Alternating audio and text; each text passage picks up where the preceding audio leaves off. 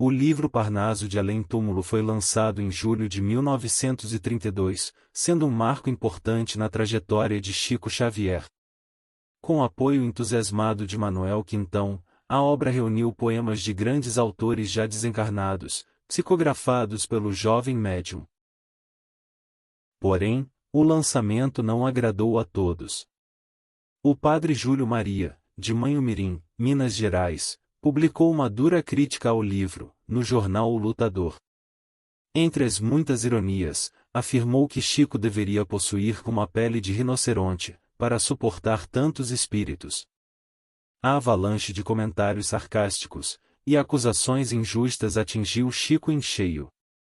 Jovem e inexperiente, ele ficou profundamente abalado, recolhendo-se ao leito, tomado por angústia e dor de cabeça. Chico, deitado, refletia. Será que vale a pena ser médium? Vale a pena enfrentar tantos julgamentos injustos, quando minhas intenções são as melhores? Durante horas, ele lutou internamente, debatendo-se com dúvidas e desânimo. Foi então que Emanuel apareceu ao seu lado. Aliviado ao ver o mentor, Chico relatou o que estava sentindo, esperando palavras de consolo e carinho. No entanto, Emanuel, com sua postura firme, não deixou espaço para lamentações. Não vejo motivo para você tornar isso tão solene, disse o guia espiritual com seriedade. Mas o senhor viu o que disseram? O padre falou que eu tenho pele de rinoceronte. Emanuel respondeu calmamente, mas com firmeza. Se não tem, precisa ter. Porque se você cultivar uma pele frágil, cairá a cada alfinetada. E assim, como poderemos continuar a jornada da mediunidade no mundo? Ainda ressentido, Chico acrescentou. Mas temos nossa dignidade, nosso brio.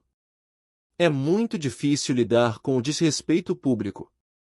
Nesse momento, Emanuel o fitou com mais intensidade e disparou. Escute, Chico. Se Jesus, que era Jesus, saiu da terra pelos braços da cruz, você está esperando o quê? Uma carruagem para viver entre os homens? Aquela frase caiu como um raio em Chico. Levantou-se de um pulo e começou a se recompor. Essa história nos ensina que enfrentar críticas e desafios faz parte do caminho de quem se dedica a uma missão maior.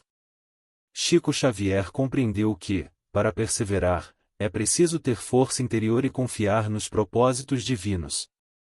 Assim como ele, que possamos aprender a lidar com as adversidades com fé, resiliência e a certeza de que, quando seguimos o bem, estamos sempre no caminho certo.